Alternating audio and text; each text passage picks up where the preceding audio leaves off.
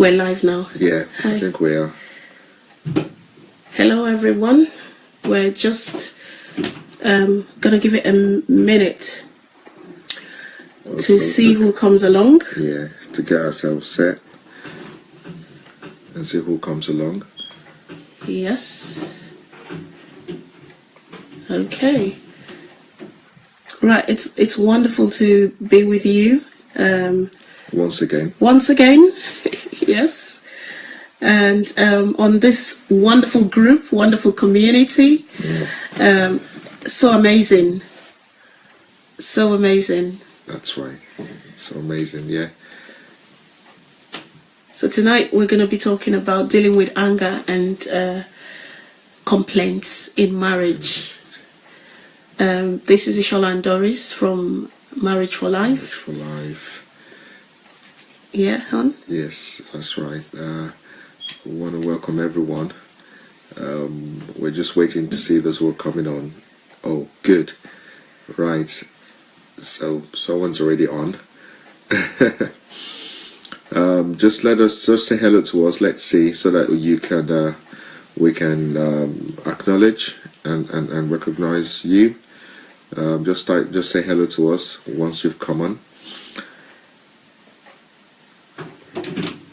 Yes. That's it. We've got two people. There's an audience. I think we can start. We can start. Yes. Okay, so just to say once again, this is Doris and Ishola here. Welcoming you all to Marriage for Life broadcast tonight. And the issue we're actually dealing with tonight is dealing with anger in marriage and anger and complaints in marriage. This is one thing that we know that does affect couples. According to research, we all have a measure of anger, even prior us getting married, due to past experiences and past occurrences that may have happened in our lifetime, in our lives as we're growing up. And so a lot of times we bring some of this into our marriages, and it's so key and important that we begin to recognize and begin to talk about, how to deal with anger in marriage, because it's one of those things that really destroys marriages. And it's important to recognize and understand how to begin to deal with it so that you can have a healthy and a great marriage. Yeah. Yes. Hon, anger in itself, speaking. There's nothing wrong with anger. Anger is a healthy emotion, and it's an emotion. It's an emotion, and it's okay to be angry. It's okay to be angry. Yeah. But what you now do with the anger, how you deal with the anger, how you cope with the anger, is what the problem is. Yes. Yes. So great marriages are marriages that are able to cope. They're angry. There's anger in every marriage, but good marriages take in the anger, deal with the anger positively. But bad marriages continue to bottle up the anger. Nobody's talking. Very explosive. Until it becomes very explosive and destructive. That's right. Should we just say hello now to people who have joined? Well, there's Nina, hi. Auntie Bola, hi. Fatima, hi. Hello. Yes. Lovely. Good. Okay. Good. So yes, honey. That's right. So first of all, I want to say that according to a study that was done in 2009, because we Canada did a bit of research on this, it revealed that spousal anger contributes to depressive illness in the other spouse. Spousal anger does contribute to depressive illness in the other spouse. In other words, when you are in a marriage where one of the spouses is exhibiting very negative behavior, excessive, explosive anger, and quite a lot of hostility. It says that it does contribute to depressive illness in the other spouse. And it says the more hostile and antisocial behavior exhibited from one of the spouses, the more depressed spouses were after 3 years. This is a serious thing in marriages, to be honest, and I think we really need to deal with this, because this can help marriages survive the anger issues and the anger. And by the way, conflicts are what actually starts to produce anger in marriages. And it's important that we know how to deal with this. Go on. yeah. Anger is a natural emotion. Yeah. Yes, it's a feeling. How do we resolve it? How do we resolve anger? First of all, there are misconceptions, Hon, about anger. About anger, that's right. There are so many misconceptions about anger. Many of us just hold these misconceptions, and these can just lead to a cover-up of your anger in different ways. So, for example, if you don't look angry on the outside, then you don't have a problem with anger. No. You can be angry deep inside and be all calm and calculated. Yeah. And meanwhile, you're boiling on the inside. Okay, so we all have different personalities. Some of us it will be so evident that we're angry on our faces, so obvious, swollen faces, just carrying it all. And for some people, they are good at bottling things. They will bottle it. They will bottle it. Waiting for the day of explosion. Waiting for the day of explosion. When they can't take it anymore. Another misconception is that if you ignore that hurt and anger, then the feelings will go away. No. Where is it going to go? No. You have got to deal with this. We've got to deal with this. The feelings will not go away until they're dealt with. They would have to be dealt with. Okay? And another misconception is that when you vent your feelings, then the anger will go away. You don't need to vent it for the anger to go away. It can be dealt with constructively. That's for it to go away. Of course, you need to confront it, but it doesn't have to be vented. For the anger to go away. That's right. Misconception number 4: playing the big person, all the time, and not expressing your anger will actually. If you think, it's a misconception to think that won't damage you. It will damage you. Of course, it will. Playing the big person and ignoring your anger and not expressing your anger can be damaging. It can be damaging, that's right. Number 5 misconception. You feel that your relationship will suffer if you express your anger or hurt. That's a misconception. And that really kills a lot of marriages. Yes. Especially if it's the man that has the explosive anger. Yes. Especially if it's the man. So the woman tries to be very tries to bottle up everything and don't want to, because the guy, it can lead to some form of abuse, either verbal or physical. Yes. And the wife is trying to avoid that by all means, and so she's angry, but she can't express her anger to her husband. So that's not, that's really terrifying. Yeah, that is terrifying. Now, one of the other things I know. Welcome to everyone who's joined in. Yeah, Mercy, Beatrice, hello. Adam, hello. One of the things that how people cover anger. People cover anger. Exactly. It's okay to be angry, but it's how you manage it. That's right. Yes. So Mrs. Majak is saying it's how you manage it. That's because the Bible says, "Be angry and sin not." Be angry and sin not. Now, I want to talk about how people cover up anger. In different ways in which people cover up anger. One, they're in denial. That they're angry. Ignoring the evidence. They're in denial. So are you angry? No, I'm alright. No, I'm alright. I'm fine. But actually, they're angry. They're angry. Now, also, people will pretend that they want peace at any price. So they'll give in rather than engaging in that conflict. In a discussion to actually resolve the issue. And resolve the issue. They'll just give in. They'll give in. It's all a cover-up. You know you're angry. Let's deal with it.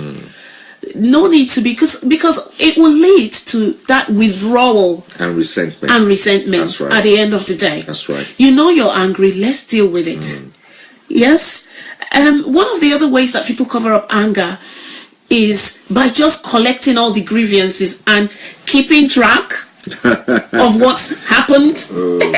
Keeping track. Just collect them, pocket them, keep track. Don't deal with the anger. Just collect and keep track of it. I mean, they keep track of everything that is happening, and one day, that's like a ticking time bomb. That's right. It will explode, and when it does, it's not going to be funny. It's not going to be funny. The fourth point on how people cover up anger is that they develop a passive aggressive behavior. A passive aggressive behavior is like, I'm angry deep inside, but passive aggression is all right. I'm not gonna I'm not gonna talk to you much. I'm just gonna nod or shake my head. You know, I'm not gonna So passive aggression is not actually active aggression. It's not confrontational. But it's passive. But you're displaying it anyway. Yes. Not engaging. Or maybe some sort of stubbornness. Or even sarcasm. Sarcasm, that's another one.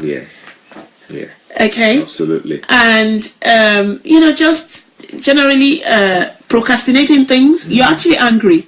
That's why you're procrastinating some things in the marriage. You're angry. That's why you're procrastinating those things in the marriage. Yes? So these are some of the reasons, Hon. These are how people cover up their anger. They're in denial, isn't it? In denial. It's just so, we need to confront the issues. We need to confront anger. But there are ways to deal with it. There are ways to resolve it so that it does not eat up your intimacy. That's right. Because you see, what the enemy wants is for your intimacy, is fighting your intimacy in your marriage. That's what the enemy wants, to kill the intimacy. And what anger will do is anger will deal with your intimacy. Anger will cut and break the lines. You know, we've been talking about communication this whole week. It's been about not allowing the enemy to cut the lines of our communication. And if we allow anger in, it will cut that line of communication. In fact, even apart from that, even health-wise, yes, it's a study that was done last year, showed that being angry more than double the risk of having a heart attack. Can you imagine that? Can you imagine that? Being angry and being explosive, taking it towards the explosives, actually more than double the risk of having a heart attack.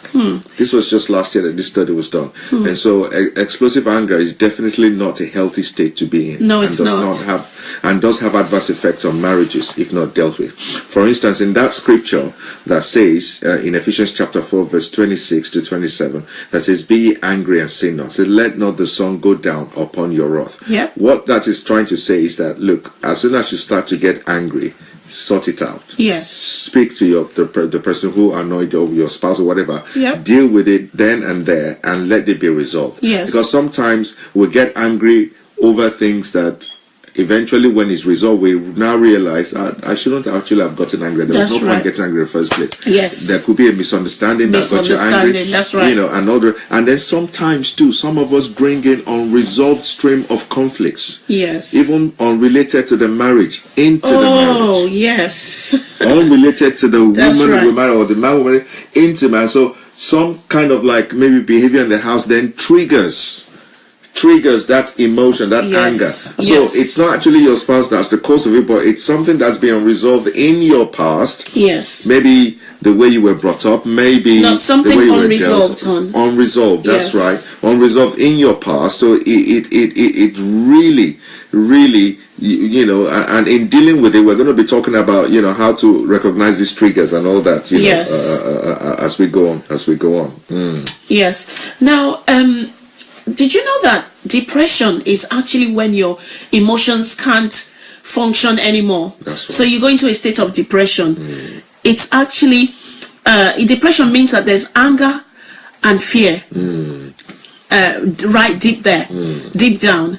What causes depression deep down there is anger and fear. So it could be fear, it could be anger. So anger has to be dealt with in marriage because we want a smooth relationship in our marriage, don't we? How do we deal with this? How do we deal with anger? How do we resolve? Because you see, one of the things in dealing with anger that we need to do is, number one, admit that you are angry. Don't deny it. Don't deny that you are angry. Admit it. That's right. It takes away your peace, Mrs. Majek. Yes. It's in deep. It's in deep. It takes away your peace. Hello, everyone who's joining. And we're talking about marriage, and we're just moving into, well, of course, marriage. We're talking about anger, dealing with anger in marriage, and also dealing with complaints. How should people complain?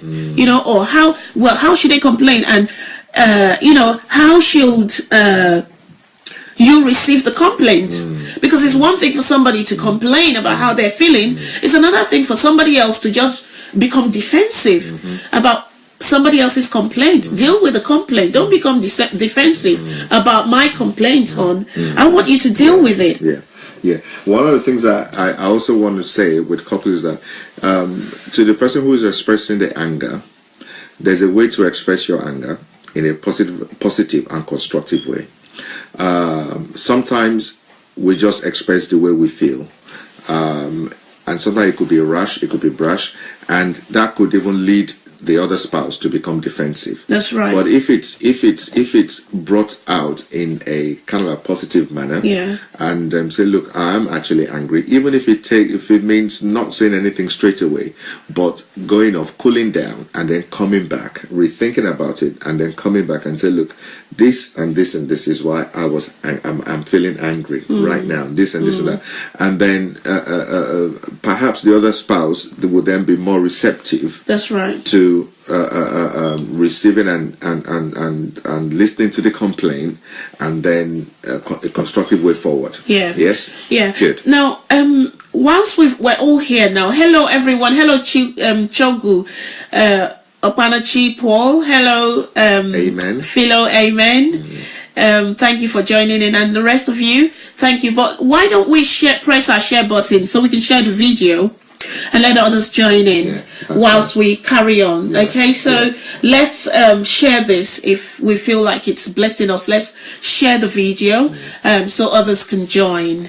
Now, in dealing with anger, there are some people that we call intimidators. Those people are angry, and you will know they're angry.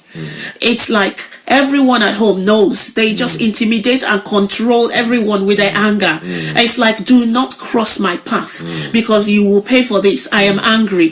Some spouses are intimidators, whereas some spouses are the opposite. They're internalizers. So they internalize their anger. So you wouldn't know. They will pretend that they're not angry. They will just keep internalizing the anger until it gets to a point, to a boiling point, where they then explode. Okay, so we need to understand what we do. We don't need to intimidate one another with our anger. We don't need to feel like we should dominate with our anger and take control of everything. No, we shouldn't. And in the opposite as well, we do not need to internalize our anger. We need to have an open line of communication. That's right. Expressing how we feel. That's right. That's right. It's very true. That's right. Okay, now another one of the things I'd mention about dealing with anger as well as you admit it is the fact that some people feel guilty. That's why they wouldn't admit their anger. Some people feel guilty about being angry. Like, you don't need to feel guilty about being angry because there are many reasons why you can be angry. There are legitimate reasons. When somebody violates your trust, you have a legitimate reason to be angry. When somebody when you're misunderstood, that can lead to anger. So these are reasons why we get angry. When people, when someone shows immaturity, that can lead to anger. You can become angry. And then also we can become angry at unrealistic expectations. So there's so many reasons why we get angry. Oh, we need to read this. So true. There's a strong relationship between anger and fear.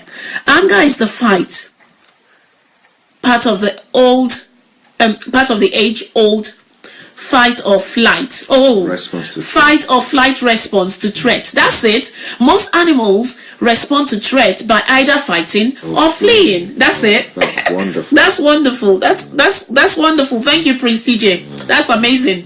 Yes. So intimidators fight. Internalizers flee. Yeah, yes, absolutely. So, but no, we need to find common ground. We need to find common ground. Can we share the video, please? If this has been a blessing, let's share the video so that others can join in. One thing I want to read from the book of Ephesians that we just looked at, also, which is verse 31, because we're looking at how to deal with anger. Yes. Right? The verse 31 says, "Let all bitterness and wrath." You might have to speak a bit louder. "Let all bitterness and wrath and anger and clamor and evil speaking be put away from you with all malice." See, these are all the ingredients that expresses itself in anger: bitterness, wrath, clamor, evil speaking. It says, "Let it be put away from you with all malice." It says, verse 32 says, "And be ye kind one to another." Be ye kind one Be to ye another. kind one to another, tender-hearted, forgiving one another, even as God, for Christ's sake, hath forgiven you. Now, that's the starting point. When we have a heart that is open to dealing with the issues, you would be tender-hearted. Especially as a Christian, you will be tender-hearted. All right. Uchechukwu Wogu says, "I internalize anger because I tend to get angrier when I talk in that state. How do I deal with that?" That's just very wonderful. Now, if you internalize anger because you get angrier when you talk in that state, which is what I said earlier, that it's okay to be angry, but you don't have to say anything straight away. If you know that it gets you angrier as you talk in that state, then what you do is you go away. You walk away from it. You walk away from it, and for a while you calm down and you reason through, and then you can come back and then discuss the issue. Yes. Okay. That's the best way around. That's just the best way around that. Okay, because there are different ways. I'm trying to get, because you can internalize anger and yet still not deal with it, and walk away from it and not deal with it. But that's not what we're saying. That's not what we're saying. It needs to be dealt with. That's right. So internalizing it is not actually the answer. Walking away for a moment, if that's what you mean, is an amazing way to respond, if that works for you. So walking away for a moment, for the moment, in the heat of that moment, walking away can be a good idea. Walking away can be a good idea, but do not, internalize it so much that you don't want to address it. No. Because it is for your health, yes, and for the health of your spouse. That's right. That you actually need. The Bible says, "Do not let the sun go down on your wrath," which means. But there's some spouses. Well, if you're the type that walks away, this one's like, you always walk away from it. Oh yeah, we know. There we go. There you go again, walking away from it. Let's deal with this. So how do you deal with that?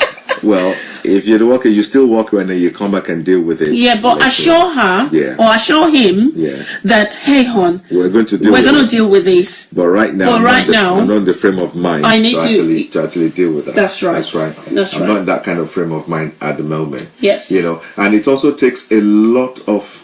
See, Mobula said it's difficult though not to talk when angry. That's right. That is so true. That's right.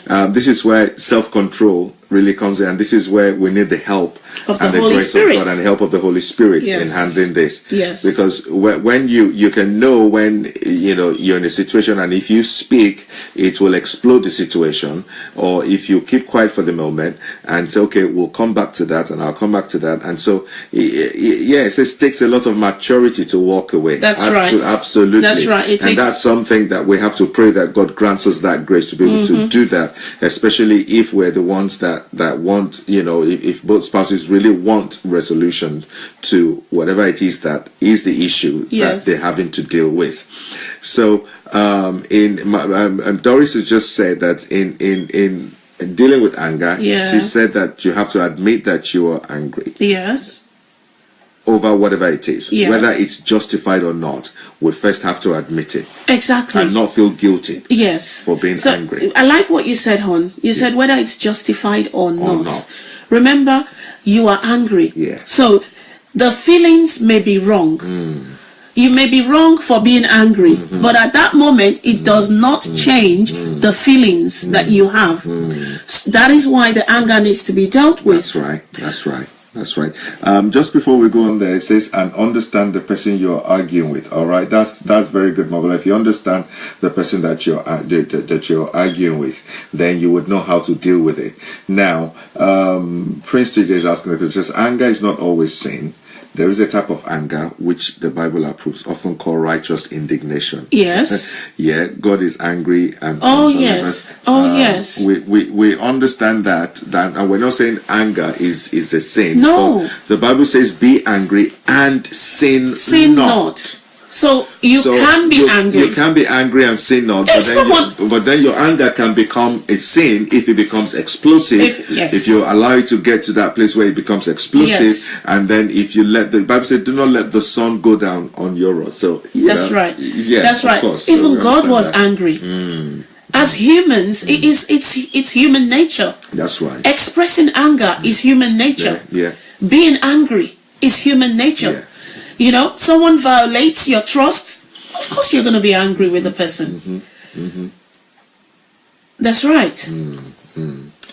It says, that's my question. At what point? Okay.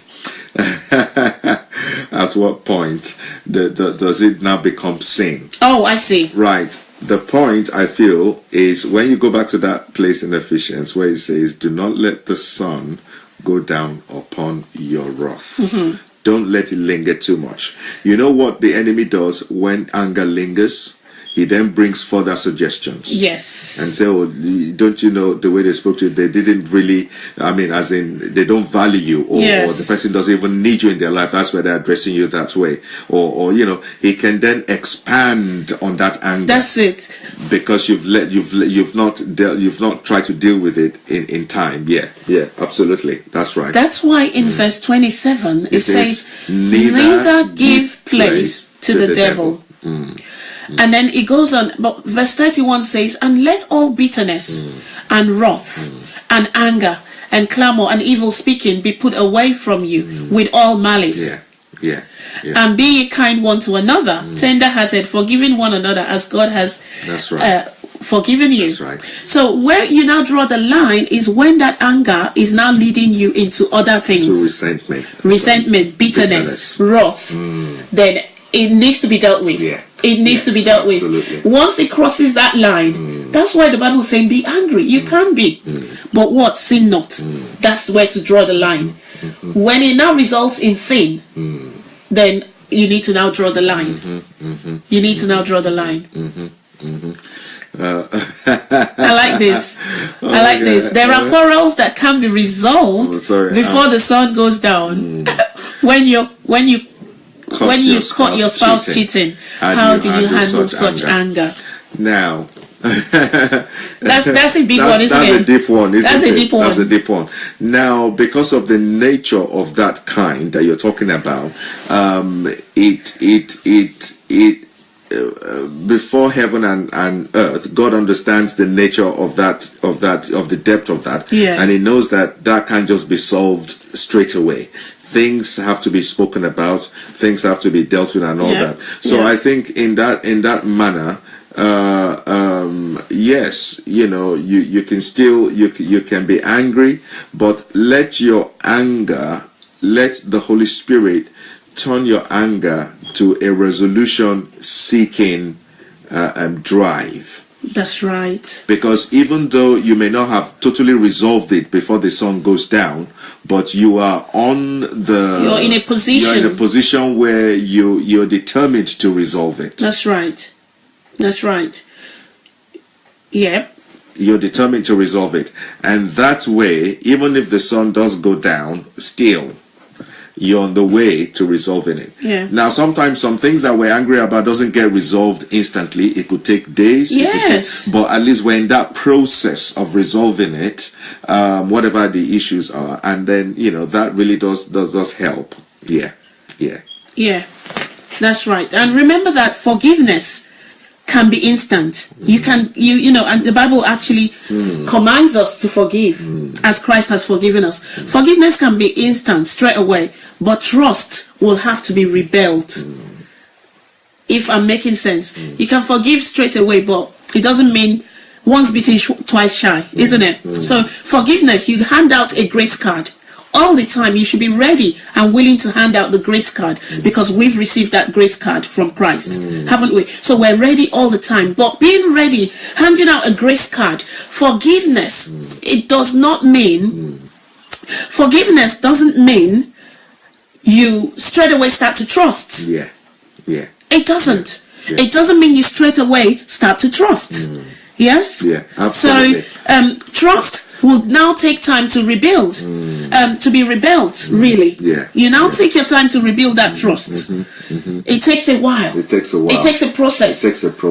Yeah. To roll up those sleeves and get to work about rebuilding the trust that had been broken. Which is where you now then, of course, have to create boundaries. That's right. And some no-go areas, and you both have to respect that. Okay. And so it's a process, and it takes a while. And look, he's saying that's deep. Yeah, it is. Yes, deep. it is. It's It's really deep. and it's the grace of God that can actually help one. Yes.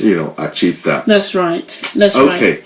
So, Hon, we're talking about now how to deal with anger. And we've said the first thing about admitting that you're angry, whatever it is, whether it's justified or not. Just admit that you're angry. Yes. Don't try to internalize. Don't try to feel guilty about feeling angry. About feeling angry. Whatever it is, it means there's something that's not going down well with you that just happened. Yes. That's triggering some form of anger or a response from you. Yeah. Then secondly, what we strive to do is that you create an atmosphere of honesty in your marriage. That's right. And openness. Where spouses have to be free to express themselves without fear. Without fear. I mean, Hon, you express yourself without fear. That's right. I'm not afraid that I'm going to pay a price for complaining. For expressing myself. That's right. Maybe I don't turn the cold shoulder. Yeah. That kind of thing. Like, okay, now you've done, then I turn the cold shoulder. No, I receive your expression. Yeah. As a husband. Yeah. Because you're not happy. Yeah.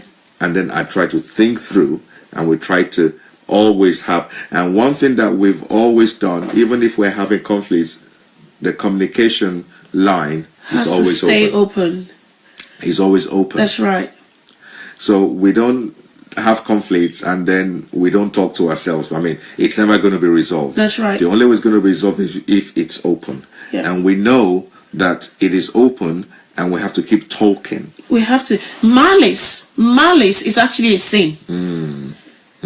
The Bible says be angry and sin not. It never says keep malice. That's right. But sin. Yeah, absolutely. So we need to know. So you see there again the boundary. Yeah. Malice is actually a sin. So you've got to keep the communication line open. You've got to keep talking. You've got to keep talking. Yes. And in the talking, then you deal with the situation. That's right. Whatever the conflict is. That's right. So create an atmosphere of honesty in your marriage. Spouses, you have to be free to express yourselves between yourselves without fear. I mean, I don't expect my wife to be afraid of me. Neither does my wife expect me to be afraid of her. No one. But one thing that I learned is I know how to present an issue to my wife. Yes. I know how to talk about it because I understand. A few years we've married, I understand that temperament, and I understand that I have to be careful with my choice of words. That's right. In order not to aggravate the situation. So Yes. it's really key that we begin to understand ourselves that way. That's right. Okay. No one has to pay a high price for complaining. Exactly. Aha. Prince TJ says that's right. The fact that I get angry with her doesn't mean that I don't love her. Am I right? Yes. That's right. That's right. That's right. In fact, sometimes your anger is because you love them and you're how could you have done that? How could you have done that? Exactly. Yes. So because of the expectation. Because love does not mean that you don't get angry. That's In fact, right. love pursues right all the time. But it is not violent. But it is not violent. All right? It is never violent. Yeah. It doesn't fly off the handle. Anger that flies off the handle is violent anger. Yeah. The one that flies off the handle is true. violent anger. Okay. Yes. Okay, great. And then the third thing is that we have to be open about our anger issues with our spouse. Because like we said earlier, it may be that the root cause is from all unresolved issues unrelated to your spouse. True. So that's what we Have have you to noticed be that? open. In fact, I speak for ladies. Yeah. I speak for ladies. A lot of the times we're angry about something. We're not actually just angry about that thing. We're angry about every other thing. A whole lot of other things. Instead of just focusing on this one thing to resolve this one thing that we're angry about, there's just so many other things that we're angry about. I don't know if I'm making sense. That's right. Guys, let's share the video so that others can join. Yes, let's share the video. Yeah. Okay. So in being open, you will then discover, or if it's an unrelated issue, if it's unrelated to your spouse, then you can know, oh, okay, it's coming from this. This is the history, and oh yeah, and then the Holy Spirit can open up things, and you can then that's the first step to healing. That's the first step to healing. To future occurrences that would avoid that kind of anger coming up. So you understand where it's coming from, and then you can then deal with it. That's right. Okay, Hon, what I think we're going to do now is we're going to finish this off with a write-up that somebody did put onto my WhatsApp this morning. Okay. And then we're going to carry on tomorrow. Remember, this is a 7-day challenge. Well done, guys, for making this possible. We did it all together, and we hit in fact, more than 1,000 likes in one week. That was just amazing and encouraging. Thank you. So what we're going to do is tomorrow we will be looking at resolving anger in marriage, resolving anger. But we're going to close with this. If you listen to this, we'll close with this. I'll read it out, and then we'll take the comments. Take some of the comments. And then we'll close. Yeah. Some go very quickly. Okay. So listen to what this guy said, and this will prepare us for tomorrow night, which is resolving conflicts. This will prepare us. Listen to this. Title: My wife. Who hurt you in the past? In your past. Who hurt you in your past? That's the title.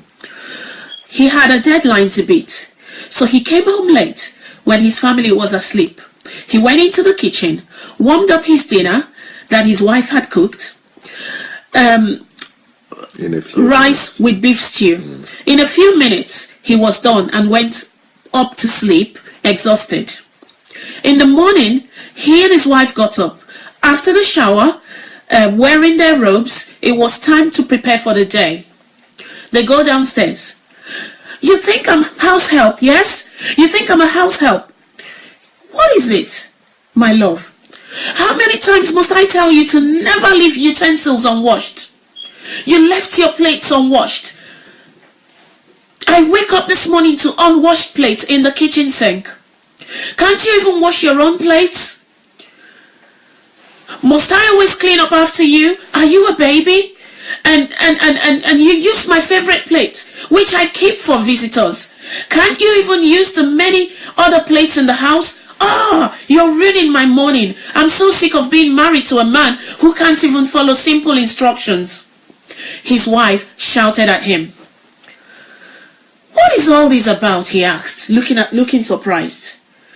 What is all this about? She ridiculed. Stop acting like you don't know. This is about the mess you left in the kitchen last night. Is this really about the dishes? Are you seriously talking to your husband like this because of a plate?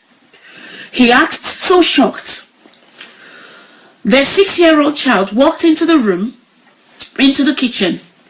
His wife looked at the child and then sneered at him. Like, we're getting late. The kids are getting late for school. He gently grabbed her hand and led her to the bedroom. My love, we need to talk, he told her. We don't have time. You have a deadline. I have early morning meetings at work. The kids need to get to school. Stop rushing me, she reluctantly said. Kids prepare for school, the man said. Mommy and I will have a chat. We'll join you and then have breakfast and then we'll go to school. But Dad, we'll get late for school, said the firstborn. You've never been late, but today there'll be no harm in getting to school slightly late. Don't worry, I'll personally talk to your teachers when we get there. The couple walked inside their bedroom. They closed the door behind them.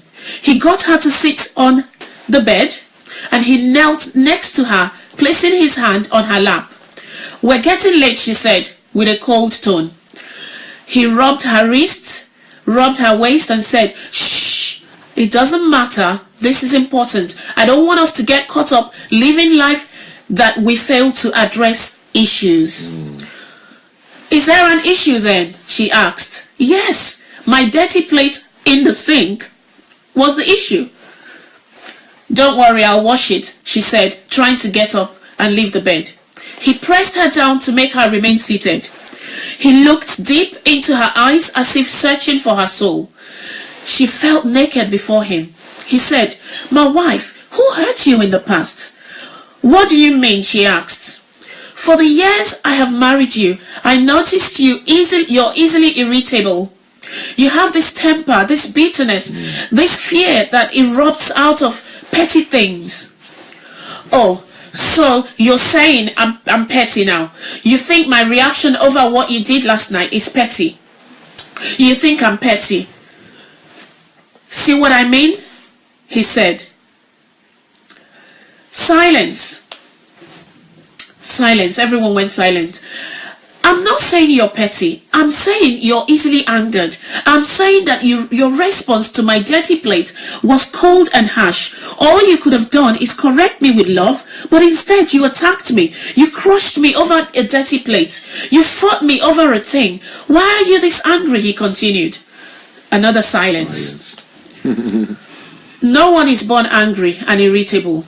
Anger, hot temper is something we acquire as we live. It is our reaction to the circumstances that push us to fear, defensiveness, and confusion. We acquire an angry temperament from our upbringing and the pain we collect along the way. So I want you to look inside you, your past, and tell me, when did you start being so angry? Another silence again. My love, open up to me. Let me in the darkest corners of your past. Show me your scars. Who did this to you? Who introduced you to bitterness? When you open up, you release the pain and healing will start. But when you hide, when you pretend, when you act like you're okay, when you wear a fake smile, healing will evade you and you will take it out on your loved ones. You'll find yourself shouting at me and the kids, taking out your frustrations on us. Again, silence. Racism, fear, tribalism, fear, anger, all these are taught. All of us are born in the image of God, and in the darkness of life creeps in through these events, and we become fearful and angry. And he said to her again, who did this to you? Who taught you to be so angry? Who made you feel like you have to fight alone, like no one is on your side? She began to cry. She began to cry. She broke down in tears. He hugged her. She broke down even more. She said this, I was raped. I was raped by my cousins. I was just a young girl. She opened up. She led him inside her darkest thoughts, told him of how she was raped, her abortion when she was 17, that she did because she couldn't face her parents, her questions about her father who was largely absent when she needed a father figure, how she was sexually harassed at work by her boss and no one believed her. She opened up about her fake friends who were there only to use her until the day she chose to ride solo. She opened up about how she gave her body to a man who claimed to love her only for the man to end up cheating on her and making her feel unworthy and not beautiful enough. She opened up about her struggle with self-esteem. The nights she cried herself to sleep. She opened up about how she made mistakes that ended up costing her time, money, and peace of mind. She opened up about her struggle with pornography, her struggle with alcohol, while she tried to project an image of a godly woman. Yet she felt God was angry with her. She opened up about the nights she would wake up naked in bed with a man she didn't love and how that made her angry with herself. She opened up about the 5 relationships she got into thinking they would last. The first one, she was used. The second one, she was physically abused. The third, she was rejected because the man's parents didn't approve of her tribe. The fourth, she was cheated on. The fifth, she was dumped the night before her wedding. She opened up about all her baggage. He listened. He listened. He wiped her tears. He said this, "My love, that is a lot for one person to go through. Thank you for opening up to me. It will help me to love you better. When you open up, you release the burden. I now know better about where you're coming from," he told her. "I have never told a soul all these things," she said, clinging to him.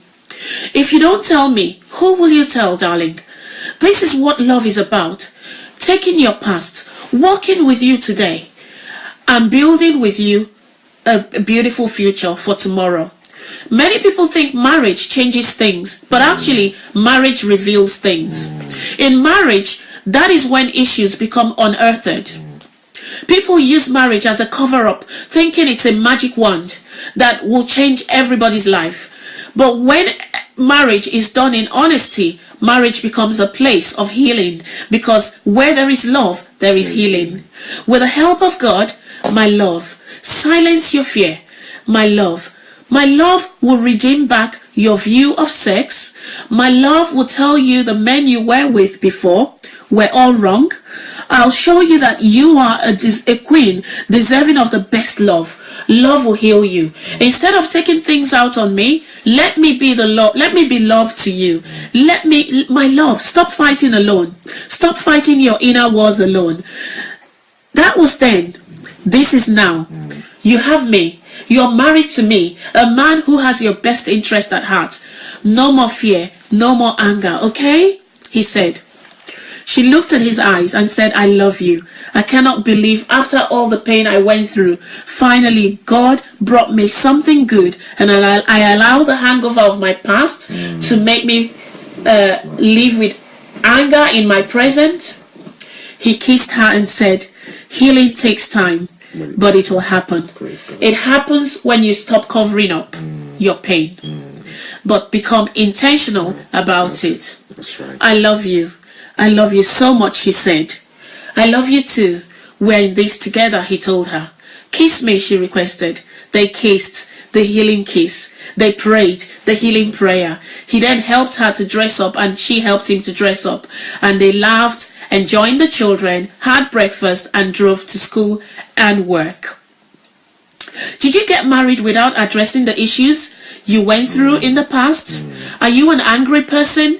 Don't take your anger into your marriage. It will tarnish the relationship between you and your spouse and your children. It will kill your intimacy. May your marriage be a place of healing. May you heal from all the damage you went through along the path of life.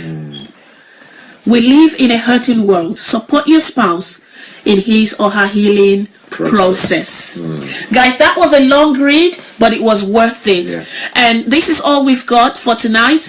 We're going to be looking at actually resolving this anger, resolving how to resolve this anger tomorrow night. Good evening, Pastor Kemi. Good evening, Andy. Good evening, everyone. And this is all we have for tonight. And thank you so much for joining in. And we'll see you tomorrow night, same time, 9 o'clock. Okay, God bless you. Bye now.